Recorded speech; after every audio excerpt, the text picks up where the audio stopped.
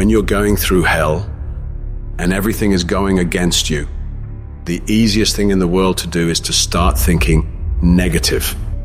The impulse to dream has been slowly beaten out of me through the experience of life. And that's what causes many of us to give up the experiences and the challenges, the defeats, the disappointments, and the failures of life. It's a natural inclination for us to put ourselves down. See, we are born negative, I think, in a negative consciousness because we live in a negative world. This world will try and beat you down. So you've got to begin to guard your mind against negative programming. Like turn off the television. Don't watch the news. If you look at the news, you cannot feel good looking at the news. It turns your power down. You've got to be conscious of that. Just try this. Just experiment with yourself. But start filtering the stuff you allow to come in your mind. So you've got to guard the kinds of things that you put in your mind. See, if you don't program your mind will be programmed because human beings are goal-oriented. Every time you hear that voice in your head telling you, we can't do this, this is too hard, this is too painful, this isn't worth it, you got to tell it to shut up. That voice is a liar. Don't allow that negative voice to overpower you. You block that out. It doesn't take any energy, any drive to stay down there on a low level, but it takes everything in you to pull yourself up, to tell yourself this is temporary. I can get through this. I'm better than this. I'm bolder than this. I'm stronger than this. This will not break me. When you know that whatever you're seeking, it's also seeking you. You don't worry.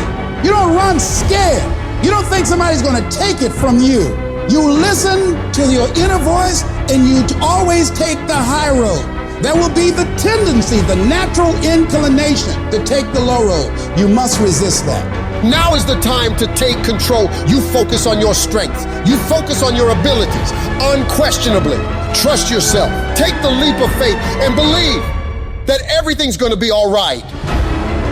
Anybody can hate. Anybody can be revengeful. Some people rather get revenge than get ahead in life. Anybody can do that. Anybody can hold a grudge. Doesn't take any greatness on that. Don't need any motivation and encouragement to hold a grudge. Have some resentment in your heart and some bitterness. But the real challenge about growth and moving into your greatness is to continue to be positive when hard times and obstacles run up against you, and not allow that default negative mind to take over. So you've got to learn to stand up to yourself inside yourself and short circuit, override that conversation that's always going on. 85% of what that conversation will tell you is negative. It's negative. It will tell you you're tired when you really are not tired. It will tell you you can't do it. It will fill you with fear. So you've got to watch that conversation. And when you find it going on, you've got to stand up to it and say, I'm going to do this anyhow. I'm afraid, but I'm afraid not to do it. And I'm not going to let you stop me.